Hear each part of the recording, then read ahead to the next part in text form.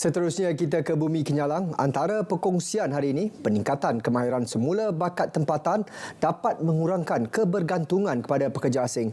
Perinciannya bersama Vanessa Mering. Silakan Vi. Ya, terima kasih Sahi. Kerajaan Sarawak telah memperkenalkan Recognition of Prior Experiential Learning (RPEL) dan Certification for IT Personnel by Malaysia Board of Technologies (MBOT) kepada pemain industri untuk mengurangkan kebergantungan kepada pekerja asing dan lebih memfokus serta menggalakkan peningkatan kemahiran pekerja sedia ada di Sarawak. Timbalan Menteri Pendidikan, Inovasi dan Pembangunan Bakat Sarawak, Datuk Francis Hardin Hollis berkata, Sarawak prihatin dengan prestasi ekonominya dan berhasrat untuk menjadi ekonomi bernilai tinggi yang dibina di atas tenaga kerja yang mahir, berpengetahuan serta berprestasi tinggi. Upscaling or rescaling of our local talents is one of the platform to reduce our dependencies on hiring expatriate. Research shows that employer investment in upgrading the skill of their employees deliver strong return. You improve the skill of your workers, your company will get better return.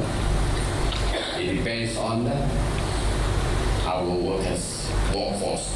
So in addition to that, in order to make this most impactful investment, education ecosystem shareholders need to better understand that skills are readily available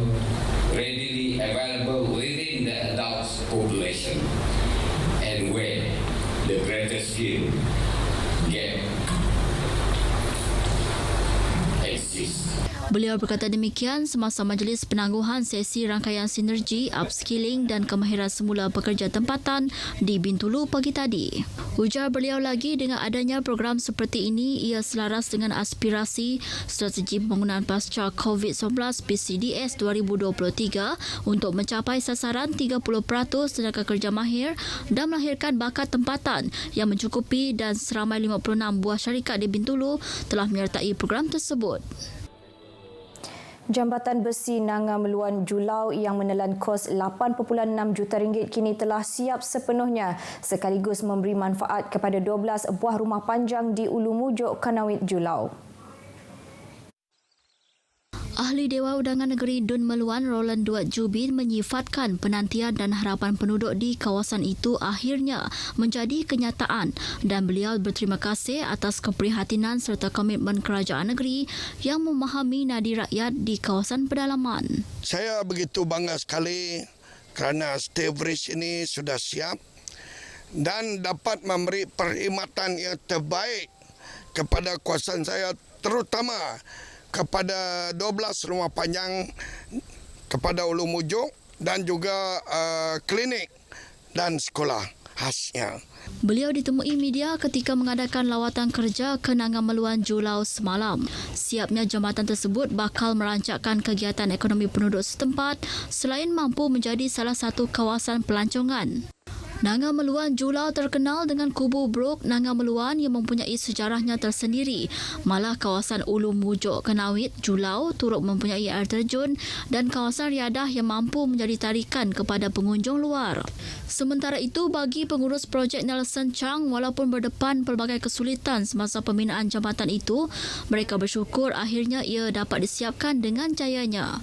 This project, the length of the span is 135 meter. It will cost about 8.6 million. Then this project is main issue is the deck and the foundation is very high from the level, so it's about 20 meters. Gagal amat kami laban jabatan tu ke udah tembau beberapa bulan tu kudah nyalai penguntung kami enam sai laban subak kami tu merau jauh amat nyalai tu dari Siti Ari pemansang dia gagak perintah kelebih perintah kita di Sarawak tu. Persatuan Badminton Sarawak SBA menerima tajaan berjumlah 1.5 juta ringgit daripada syarikat terkemuka dalam industri ferrosilikon, iaitu pertama Ferroalloy Sdn Berhad bagi tujuan pembangunan pemain badminton remaja di negeri ini. Di bawah tajaan berkenaan, syarikat tersebut akan menyumbang sebanyak RM300,000 setiap tahun kepada SBA untuk tempoh 5 tahun.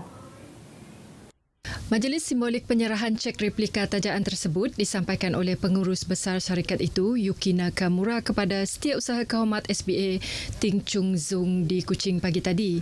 Ia turut disaksikan oleh Menteri Belia, Sukan dan Pembangunan Usahawan, Datuk Seri Abdul Karim Rahman Hamzah. Bercakap dalam sidang media, Datuk Seri Abdul Karim berharap lebih banyak syarikat korporat tampil untuk membantu dalam pembangunan sukan di negeri ini, khususnya melibatkan atlet remaja. Usaha itu, katanya, tidak seharusnya diletakkan kepada pihak kerajaan semata-mata. Beliau juga mengesahkan lokasi bagi acara badminton pada Tamasya Sukan Malaysia SUKMA 2024 yang akan berlangsung di Sibu. Sehubungan itu, Datuk Seri Karim melahirkan harapan skuad badminton Sarawak dapat melepasi kelompok 4 terbaik pada Tamasya itu kelak.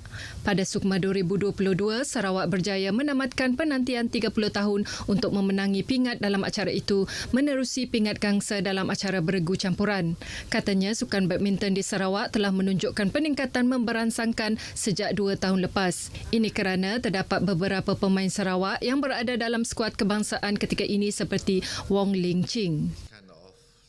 Sementara itu, hadiah wang tunai berjumlah lebih RM30,000 menanti para pemenang pada kejohanan badminton remaja Piala Abang Jo dan Jumaat ini yang akan diadakan di Kuching bulan depan. Menurut Setiausaha Kehormat Persatuan Badminton Sarawak SBA, Ting Ching Zong, kejohanan itu dijadual berlangsung dari 4 hingga 6 Ogos, bertempat di Dewan SBA Jalan Lapangan Terbang. Katanya, konsep kejohanan tersebut adalah berpasukan seperti kejohanan Piala Thomas dan Uber, dan kategori penyertaan hanya untuk pemain berumur 18 tahun dan ke bawah dari kelab yang berdaftar. Penyertaan bagi merebut setiap piala masing-masingnya terhad kepada 16 buah pasukan. Premier Datuk Patinggi Tan Sri Abang Johari Tun Openg telah dijemput menyempurnakan majlis penyampaian hadiah. Ting berkata demikian pada sidang media di Kuching pagi tadi. Golongan belia khususnya di bahagian Betong diseru untuk merebut peluang menyertai karnival berbasikal layar sebagai platform mengetengah bakat mereka dalam sukan itu. Timbalan Menteri Belia, Sukan dan Pembangunan Usahawan, Datuk Gerald Rentap Jabu berkata, karnival itu yang diadakan dengan kerjasama Perbadanan Sukan Sarawak SSC akan memilih belia yang berpotensi untuk dipelawar menyertai skuad berbasikal Sarawak. Ini penting selari dengan usaha kementeriannya menjadikan Sarawak sebagai sport powerhouse di negara ini. Tapi kalau ingin melihat kepada polisi kementerian untuk menjadikan Sarawak sebagai sport powerhouse tahun 2030, ini hanya beberapa tahun saja lagi, 6 tahun lebih saja lagi, kita memerlukan banyak. We need a big pool of talent untuk bawa mereka ke yang lebih lagi. Beliau menyatakan demikian kepada pemberita RTM selepas mengadakan rakaman randau pemansang bersama stesen radio YFM Iban RTM Kuching mengenai karnival berbasikal layar di Kuching hari ini. Sementara itu, Datuk Gerald yang juga Ahli Dewan Undangan Negeri Betong berkata edisi kelima karnival itu akan bermula pada 1 hingga 3 September tahun ini. Pihaknya menyasarkan lebih 300 peserta termasuk dari luar negara menyertai acara lomba basikal iaitu kategori kriterium dan lembu raya yang menyediakan hadiah keseluruhan berjumlah RM38,000. Pelbagai aktiviti menarik akan diadakan pada karnival itu, antaranya persembahan pentas, gerai jualan dan pameran. Perkongsian itu tadi mengakhiri berita dari Sarawak. Salam Malaysia Madani. Kita kembali bersama Sahi untuk berita seterusnya. Silakan. Baik, terima kasih, Vi.